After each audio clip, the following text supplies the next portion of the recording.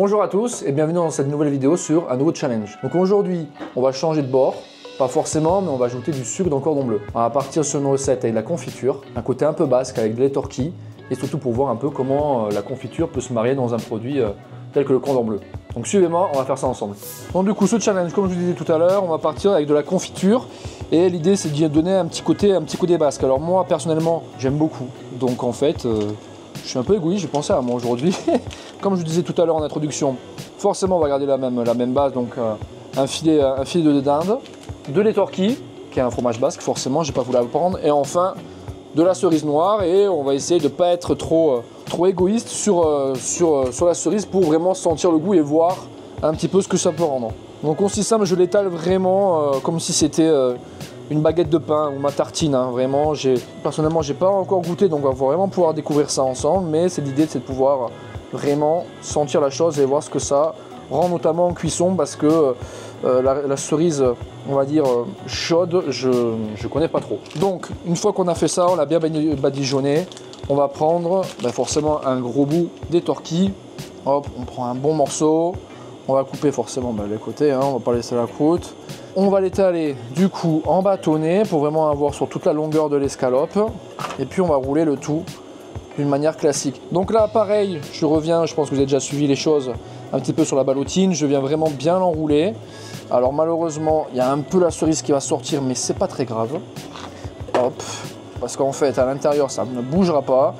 Une fois que ça sera bien figé, ça sera un petit peu comme du gel, je pense, hein. Bon, on verra tout à l'heure, mais en tout cas, je pense qu'une fois qu'elle sera au frais, je pense que ça rendra pas trop mal. Donc la ballotine est prête, hop, et puis après on met ça au frais et on fait l'étape de panage. Une fois que la ballotine du coup est figée, on va du coup faire les 3 étapes. Donc une panure à l'anglaise.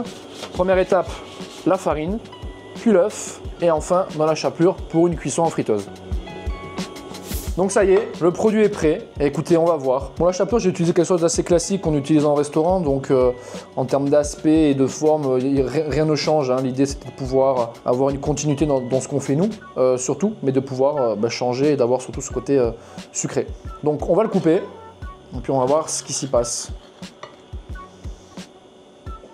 Bon, ça coule, hein. Ça sent bon. Ça sent bon, ça sent bon.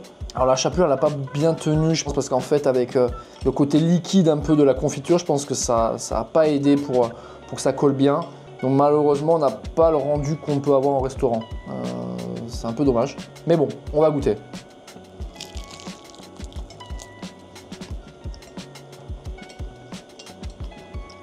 Franchement, c'est super bon.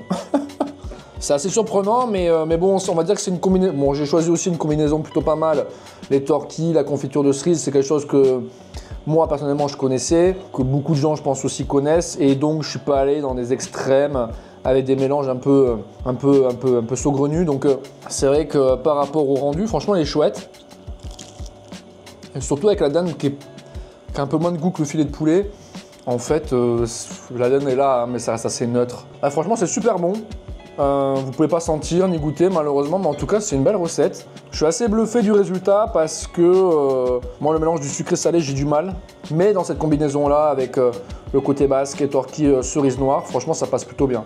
Alors un peu difficile à manger aussi parce que en fait voilà, la cerise va couler, donc nous on est très précautionneux que l'expérience gustative en restaurant se passe bien et notamment pas salir les mains. Bon là malheureusement c'est pas le contrat rempli. Ce que j'aurais pu améliorer je pense c'est aussi la chapelure parce qu'en fait elle n'a pas assez bien collé. Je pense que la cerise en fait a coulé tout autour de la volaille une fois que la ballotine a été faite et donc forcément ça a moins bien accroché. Donc si on doit lancer un produit comme celui-là, il faudra retravailler la chapelure, mais en tout cas voilà, c'est une belle réussite. C'est pas quelque chose qu'on mettra en restaurant, je pense.